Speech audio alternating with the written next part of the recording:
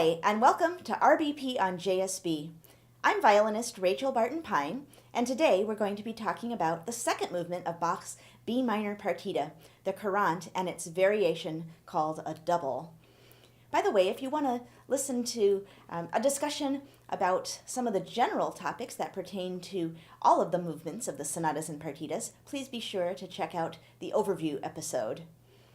So let's start by talking about the main Courant movement. A Courant is a very interesting animal because it's in 3, in this case 3/4. It's more of a 9/8 kind of feel, even though it's written in 3/4, but with a bunch of triplets in the D minor partita, of course. But this one, 1 and 2 and 3 and 1 and 2 and 3 and. But there's so much interesting rhythmic stuff going on. First of all, there's a bunch of hemiolas. What the heck is that? A hemiola is a big 3 superimposed upon 2 small 3s. So instead of 1, 2, 3, 1, 2, 3, it's 1, 2, 3. So like 3 2s, 1, 2, 1, 2, 1, 2, inside of the 1, 2, 3, 1, 2, 3, 1 and 2 and 3 and. Actually, the 1 and 3 are the most important beats of the big 3, with the last 3, of course, being what would have been originally a 2 within the 1, 2, 3, 1, 2, 3. Makes sense? I hope so. I found 10 potential spots in this movement that could be hemiolas, that you could argue work as hemiolas. You might not want to do all of them. You might not even want to do most of them. But in Courants, it's very typical to have just a lot of places where you mix things up and make it very rhythmically complicated, actually. So I'll just run through what I think they all are. The first one at measure 8, so instead of, it's,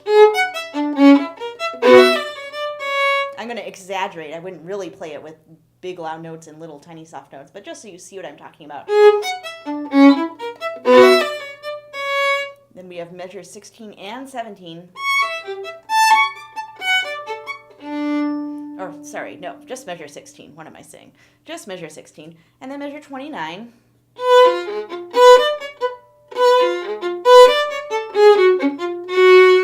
And then the last 2 bars, of course, are a little tail. Then we've got tons of them in the second half. Measure 41. Continuing to measure 43. Then a single bar. Then another one in measure 46, which is actually a cadence, so you can take time there. And then we have kind of not a hemiola, but almost a backwards hemiola. Instead of 1, 2, 3, 4, 5, 6, or 1, 2, 3, we have 1, 2, 3, 1, 2, 3. So little triplets, if you like. I just find it's one more way that sometimes these movements that have 8th notes in 3/4 can mix things up.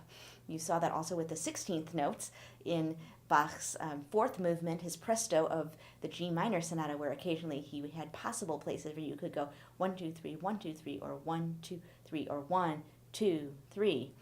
Okay, moving on to our Courant hemiolas, measure 53, followed by 55.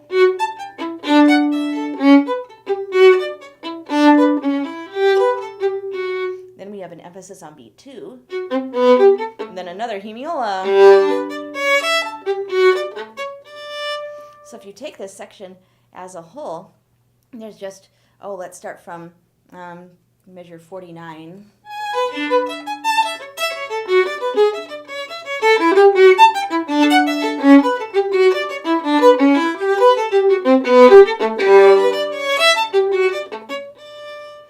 So there's just a lot of interesting stuff going on, and I think the more interesting the better. One last one that I would suggest is in measure 70. Now, sometimes if you've been playing this for years without any hemiolas, adding them is going to feel extremely strange, and it was for me too. But I forced myself to keep doing it, and now I just absolutely love them, and it just feels so much cooler than just doing everything in 3/4 all the ways through. So, it's worth a try, and to just see which spots you like and then, make it work. even where there aren't any hemiolas, things can still be very fun and funky. Take the opening of the second half. You have this, then 1, 2, 1, 1, 2, 1, 1, 2, 1, 1. So even bringing out the 1, 2, 1, 2, 3, 1, 2, 1, 2, 3 is another interesting way to not just make it sound like a bunch of square eighth notes. And of course, you also want to think about where are you going to be more on the string, where are you going to be a little more off the string, and what your different bow strokes are going to be as you move through and shape the movement. There's a very funky spot in the coda. The coda, by the way, starts in bar 72. This is the real ending, and the cadence at measure 70. And then here, this is like an extra bonus bit of music with these really long slurs. And I wouldn't hook, because that's an un-Baroque thing to do. I would just kind of work your way back down with a little lift. And then another nice down bow. And then here, check this out. 1, 2, 3, 4, 1, 2, 3, 1, 2, 3, 1, 2. Very funky at measure 77. Isn't that awesome? So it's not a hemiola right there at that cadence. It's just something that Bach invented. So if you do it, then it just isn't nearly as fun as, and then your little tag. So that's some of the fun stuff you can do with the rhythm in this piece. Make sure, as always, that you're not oblivious to harmony. There's a nice D major cadence at measure 16, and in fact, where does it go into D major? Let's see. So it starts in B minor, of course, the home key. 10. So now at 11, we're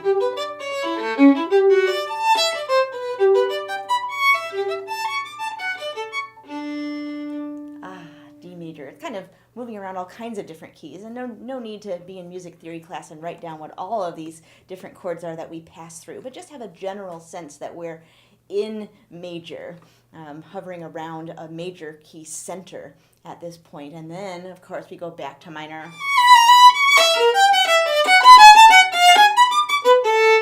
I've definitely heard people that just barrel on through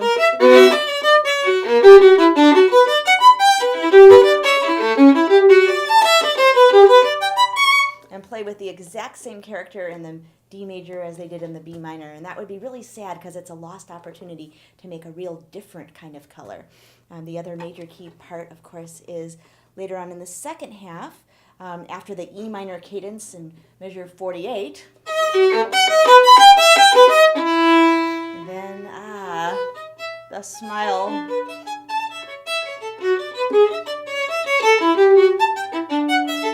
Stays major for a while.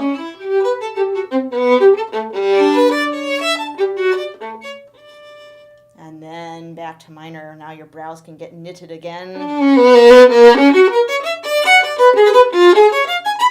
And minor key to the end. You can take time at all of these cadences, of course, and just make sure that you let the music breathe at that moment.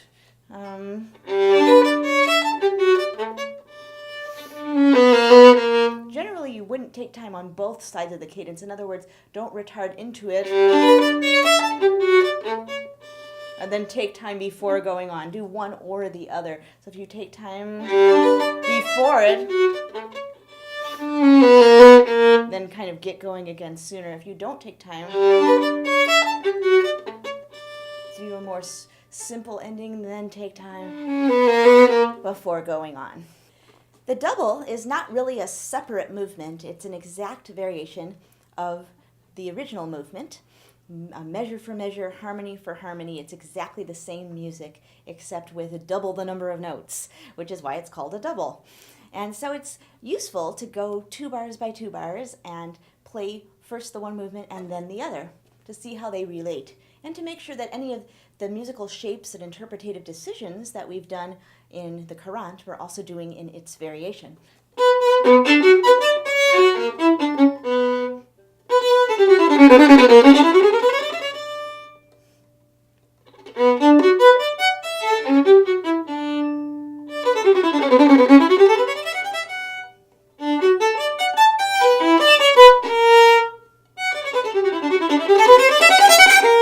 Ah, what was that?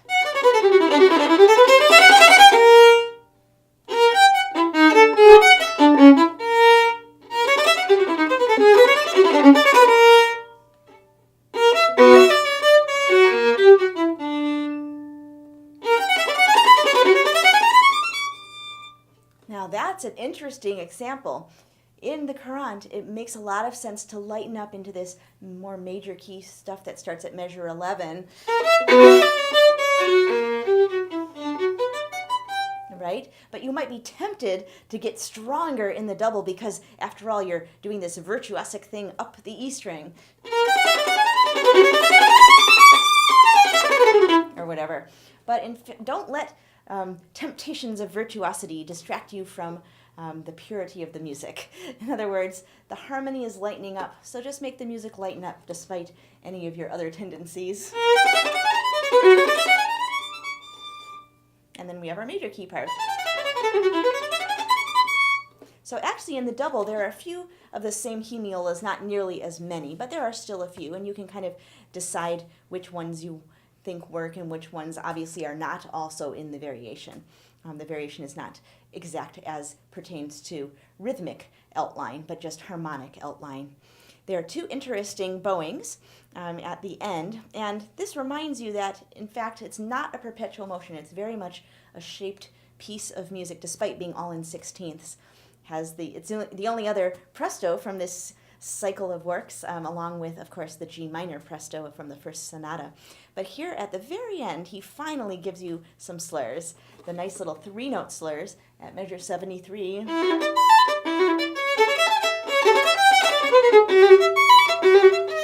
Over there. And then, of course, the one measure of two-note slurs in measure 77. So really make a big deal of those. That should really be something very special.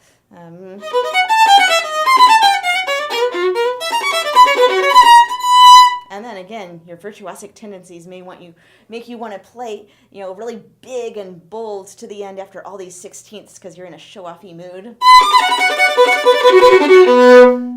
And actually, that could still be a valid choice. That could still be Baroque. But if you want to treat it as the mirror of the original movement, which had that graceful little tail, you might want to consider doing actually the opposite, making measure 79 your real finality. And the rest kind of bonus notes.